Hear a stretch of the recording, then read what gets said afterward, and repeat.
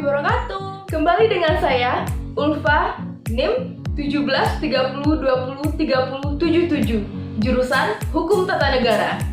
Nah, di video kali ini saya akan menjelaskan tentang perbedaan hukum pidana dengan hukum perdata. Jika kamu membaca sebuah buku mengenai hukum atau melihat berita yang menyiarkan tentang kasus, pernahkah kamu mendengar sebuah hukum yang bernama hukum perdata atau hukum pidana? Bagi kita yang masih awam dengan dunia hukum, tentu kita masih asing rasanya mengenal dunia hukum pidana dengan hukum perdata. Nah, di sini saya akan menjelaskan tentang perbedaan hukum pidana dengan hukum perdata. Yang pertama, perbedaan melalui isi hukum. Bentuk hukum pidana dalam isi hukumnya akan menitik beratkan dalam sebuah hukum antara seseorang anggota dari masyarakat dengan negara yang memiliki kekuasaan akan sebuah tata tertib masyarakat. Sedangkan hukum perdata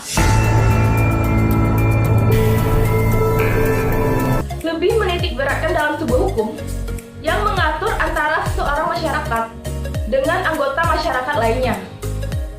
Yang kedua, perbedaan dalam pelaksanaan hukum. Teman-teman, dalam hukum pidana, pelaksanaan hukum terjadi tanpa harus menunggu adanya sebuah pengaduan dari pihak yang telah dirugikan korban. Alat perlengkapan negara yang terdiri polisi, jaksa, dan hakim akan segera bertindak dengan pihak yang dirugikan atau korban, di mana mereka akan bertindak sebagai saksi dan pihak penggugat adalah jaksa penuntut umum. Misalnya, pada kasus pembunuhan, pencurian, atau perkosaan, pelaksanaan hukum akan dilaksanakan apabila ada pengaduan pada alat perlengkapan negara seperti polisi. Namun berbanding terbalik nih teman-teman di hukum perdata ini.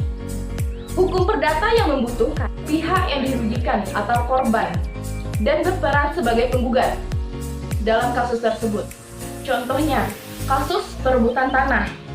Yang ketiga, perbedaan dalam menafsirkan kedua hukum tersebut.